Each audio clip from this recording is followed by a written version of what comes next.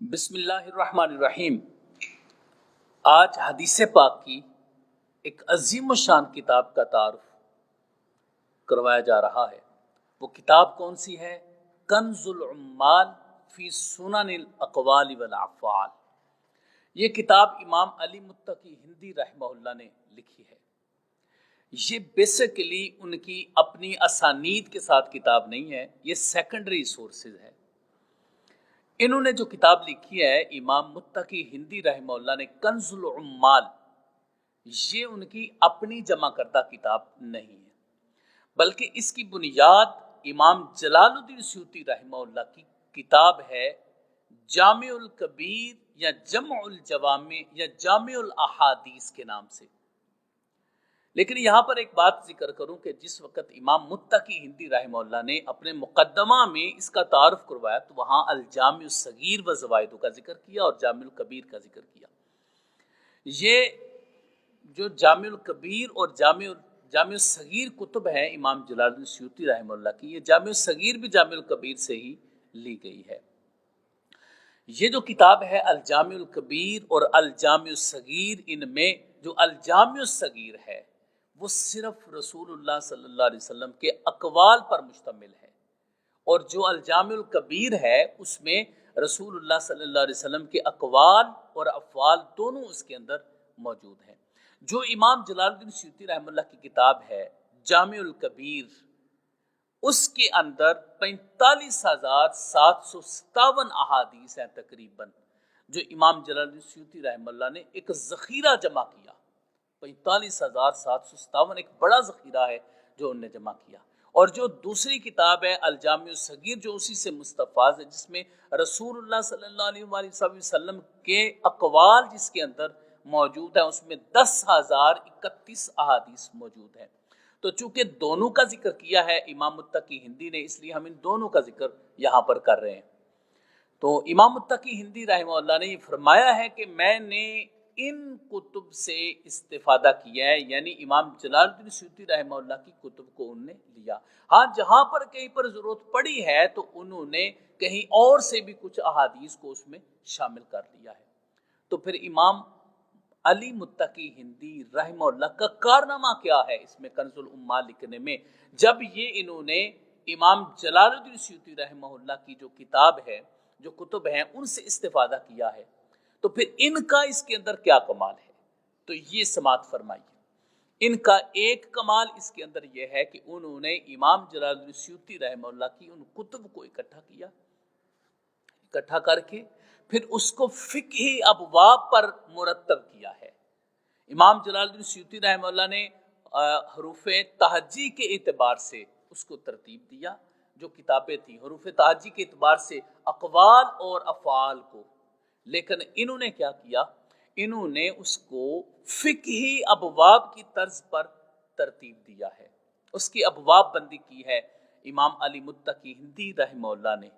پھر اس کا جو طریقہ کار اپنایا امام متقی ہندی رحمہ اللہ نے، وہ پہلے تو اس کا نام کتاب رکھا، مثال طور پر کتاب الایمان، پھر اس کتاب کے ذیل میں ابواب لے کر آئے، پھر ابواب کے ذیل میں فصول لے کر آئے، فصول کا انہوں نے ابواب کے ذیل میں ذکر کیا ہے۔ تو اس طریقے سے انہوں نے اس کی کتاب ابواب اور فصول بندی کی ہے امام علی متقی ہندی رحمہ اللہ نے۔ انہوں نے چند ایک ابواب میں ذکر کرتا ہوں تاکہ اس کو مزید سمجھنا آسان ہو جائے۔ مثال کے طور پر کتاب الایمان کا ذکر کیا، اس میں انہوں نے کتاب الصلاۃ کا ذکر کیا، کتاب الصوم، کتاب الحج، کتاب البیوع، کتاب الفضائل، کتاب الشمائل، کتاب الخلافہ، کتاب الرہن، کتاب الجہاد، کتاب المغازی، غزوات کے نام سے وہ لے کر آئے، کتاب الحدود، کتاب التوبہ وغیرہ۔ اس طریقے سے وہ کتابیں لے کے آئے اور اس کتاب کے ماتحت ابواب بندی کی، اور اس کے ماتحت پھر فصول لے کر آئے۔ یہ امام متقی ہندی رحمہ اللہ کا عظیم الشان کام ہے کہ ان احادیث کو لے کر ان کو فقہی طرز پر آپ لے کر آئے۔ یہ بہت بڑا، یقیناً ایک بہت بڑا کارنامہ ہے۔ اور اس کے اندر آپ نے یہ کیا کہ جو احادیث لے کر آئے ایک جیسے الفاظ سے جو حدیث شروع ہوتی تھی ان کو اکٹھا کر دیا.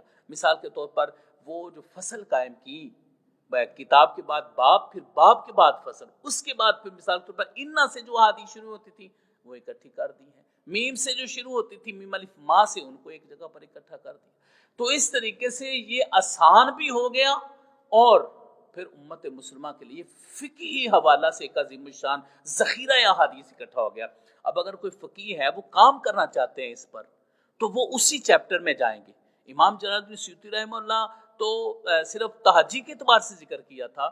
اگر کوئی فقیہ استفادہ کرنا چاہتا ہے تو وہ اس چیپٹر میں چلا جائے، ایمان میں چلا جائے، حج میں چلا جائے، نماز میں چلا جائے، وہاں ساری احادیث ہیں اس جگہ پر اکٹھی ہیں.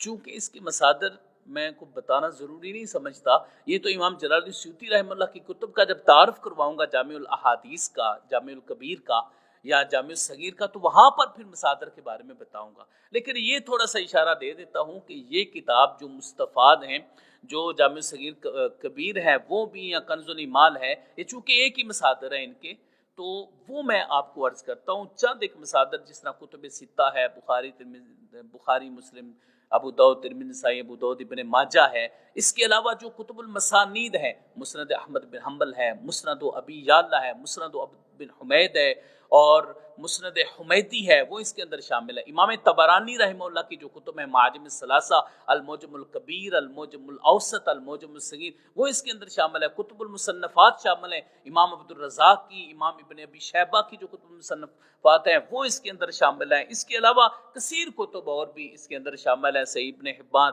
تقریباً 75 اس کے مصادر ہیں جن سے استفادہ کر کے یہ کتب لکھی گئی. یقیناً یہ کتب التخریج کی عظیم الشان خدمات ہیں جو امام جلال الدین سیوطی رحمہ اللہ نے سر انجام دی، اور پھر اس پر جو امام متقی ہندی رحمہ اللہ نے سر. ویسے مجھے ایسے لگتا ہے کہ امام متقی ہندی کافی امام جلال الدین سیوطی رحمہ اللہ سے، چونکہ ایک ہی دور کے تھے، اور امام جلال الدین سیوطی رحمہ اللہ ان سے، چونکہ امام جلال الدین سیوطی رحمہ اللہ جو ہے وہ 911 کو 911 ہجری کو ان کا وصال ہے، امام جلال الدین سیوطی رحمہ اللہ کا. اور امام علی متقی ہندی جو ہیں ان کا 975 کو وصال ہے. تو دور ایک ہی ہے دونوں کا، کیونکہ امام متقی ہندی رحمہ اللہ جو ہے وہ 885 ہجری کو ولادت ہے. اگر اس چیز کو ہم دیکھتے ہیں تو پھر امام جلال الدین سیوطی رحمہ اللہ کا 15 سال وہ شامل کریں اور 11 سال یہ شامل کریں، تو تقریباً 26 سال عمر بنتی ہے امام متقی ہندی کی جب امام جلال الدین سیوطی رحمہ اللہ کا وصال ہوتا ہے. تو یہ عہد تو ایک ہی ہے، تو ان سے متاثر ہے. یہی وجہ ہے کہ ان کی جو کتاب ہے کتف و اظہار المتناصرہ، جو احادیث متواترہ پر ہے، ان کا خلاصہ بھی ان احادیث المتواترہ کے نام سے امام علی متقی ہندی رحمہ اللہ نے کیا ہے. تو یہ کنز الامال کے حوالہ سے میں بتا رہا ہوں جو امام علی متقی ہندی رحمہ اللہ کی عظیم الشان کاوش. اس میں ٹوٹل جو احادیث جمع کرتے ہیں امام متقی ہندی رحمہ اللہ وہ 46,616 احادیث ہیں جو امام متقی ہندی رحمہ اللہ نے کنز الامال میں لکھی ہیں. یہ تقریباً 10 جلدیں بنتی ہیں اور اس کے 10 جلدوں کے آگے پھر 18 حصے بنائے گئے ہیں جو ابھی کتاب بیروت سے شائع ہوئی ہے، اس حوالے سے میں عرض کر رہا ہوں. تو تقریباً 10 جلدیں بنتی ہیں. بعد نے اس کو بنیادی طور پر جب امام نے لکھی تھی تو 4 جلدوں پر مشتمل کتاب بھی کہا جاتا ہے جو امام متقی ہندی رحمہ اللہ نے لکھی. پھر جیسے جیسے اس کا وہ حجم چھوٹا کرتے جائیں تو جلدیں اس کی بڑھتی جاتی ہیں. تو یہ ایک عظیم الشان کام جو ہے وہ انہوں نے کیا جس میں اس کو فقہی طرز پر لے کر ہے. اچھا، اس کے علاوہ چونکہ امام جلال الدین سیوطی رحمہ اللہ نے اس میں رسول اللہ صلی اللہ علیہ وسلم کے اقوال اور افعال ذکر کیے ہیں، تو اس حوالے سے انہوں نے بھی جب تقسیم کی ہے تو قسم الاقوال اور قسم الافعال کے نام سے کی ہے.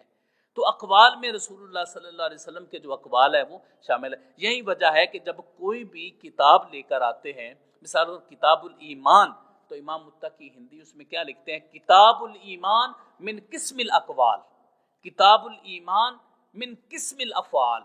اس طریقے سے جو امام متقی ہندی رحمہ اللہ ہیں وہ امام جلال الدین سیوطی رحمہ اللہ کی کتاب کو اس طرح مختلف حصوں میں تقسیم کرتے ہیں.